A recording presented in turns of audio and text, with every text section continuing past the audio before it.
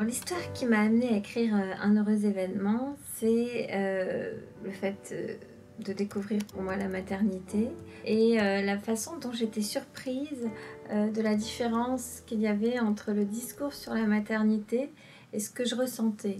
Et j'ai eu l'impression que on m'avait pas dit la vérité, on m'avait trompée, on m'avait caché tout ce qui se passe réellement quand on a un enfant. Je n'étais plus qu'un creux, un vide, un néant. Désormais, j'étais mère.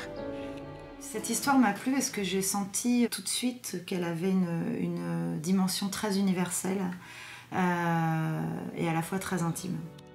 Tout le monde pouvait se dire moi j'ai pas vécu forcément la même chose, mais à un moment je me retrouvais. Quand on discutait avec Isabelle de la recherche d'un réalisateur, on avait une idée en tête spontanément, comme ça. On voulait une femme qui ait des enfants. La réaction était bien, tout était bien. J'avais envie vraiment d'un film à la première personne. Donc, et j'avais envie d'un personnage féminin. Après, j'ai depuis longtemps envie de parler de maternité, de transformation et de métamorphose. Pour moi, c'était vraiment le support idéal pour écrire une histoire.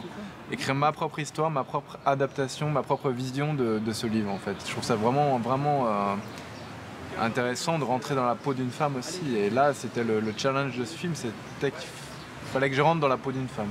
Et donc j'étais pas mal aidé par et le bouquin, et Vanessa Portal, ma co-scénariste, et Isabelle Grelat, ma productrice.